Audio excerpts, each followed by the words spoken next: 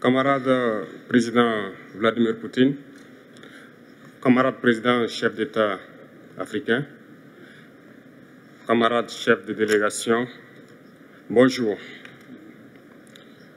C'est un honneur pour moi ce matin donc de prendre la parole ici et de vous passer donc le salut fraternel du peuple du pays des hommes intègres. C'est aussi le lieu pour moi, avant tout propos, de rendre grâce à Dieu, Dieu Tout-Puissant qui nous a permis de nous réunir ici ce matin en bonne santé pour parler de l'avenir et du bien-être donc de nos peuples. Je m'en vais m'excuser auprès des anciens que je pourrais vexer dans mes propos à venir. Africanité oblige, les droits d'aînesse, je me dois de m'excuser. Camarades, j'ai quelques questions donc de ma génération, mille et une questions qu'on se pose. Mais nous n'avons pas de réponse.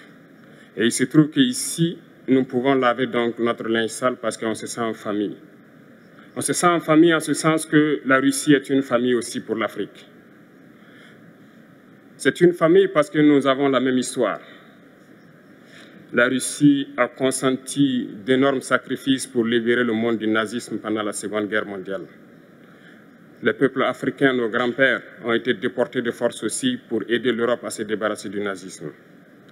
Nous partageons la même histoire en ce sens que nous sommes les peuples oubliés du monde, qu'ils soient dans les livres d'histoire, dans les documentaires ou films, on tend donc à balayer le rôle prépondérant qu'a joué la Russie et de l'Afrique dans cette lutte contre le nazisme. Nous sommes ensemble parce que, actuellement, nous sommes là pour parler de l'avenir de nos peuples, de ce qui va advenir demain, de ce monde libre auquel nous aspirons, de ce monde sans ingérence dans nos affaires internes.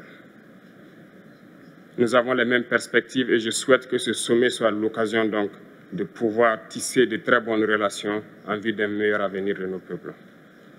Les questions que mes générations se posent sont les suivantes, si je peux me résumer, c'est de ne pas comprendre comment l'Afrique, avec tant de richesses sur notre sol, avec une nature généreuse, de l'eau, du soleil en abondance, l'Afrique est aujourd'hui le continent le plus pauvre. L'Afrique est un continent affamé. Et comment se fait-il que les chefs d'État traversent donc le monde à mendier? Voici des questions que nous nous posons et que nous n'avons pas de réponse jusque-là. Nous avons l'occasion de tisser de nouvelles relations. Et j'espère que ces relations puissent être les meilleures pour donner un meilleur avenir à nos peuples.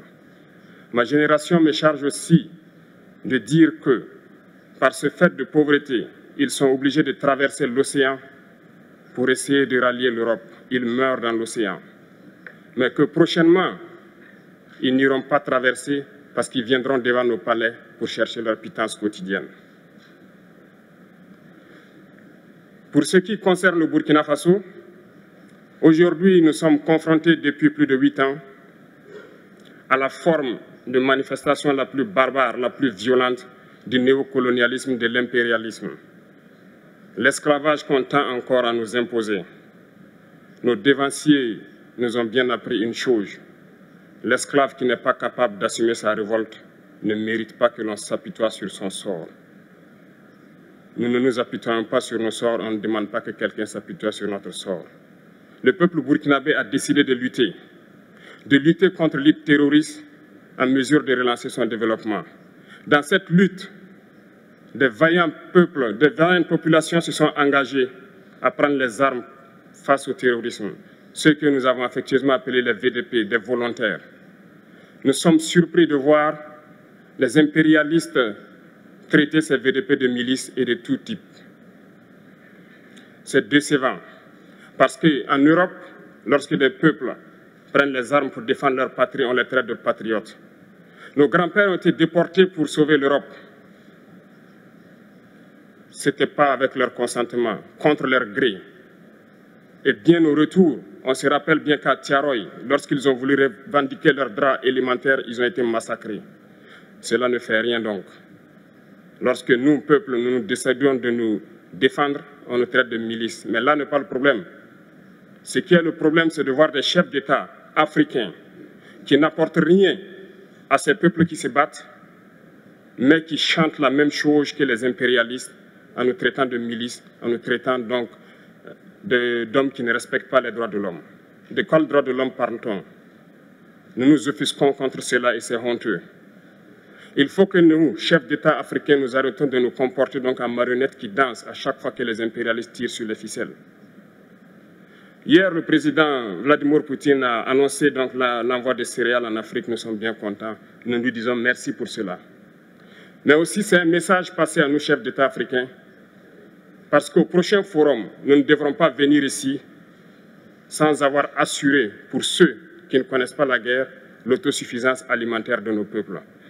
Nous devons prendre l'expérience de ceux qui ont pu déjà atteindre cela en Afrique, tisser de bonnes relations ici et tisser de meilleures relations avec la Fédération de Russie pour pouvoir assouvir les besoins de nos populations. Je ne serai pas peut-être long, le temps imparti est très court. Nous sommes obligés de nous arrêter à un moment donné. Mais je voudrais terminer en disant que nous devons donc rendre hommage à nos peuples qui se battent.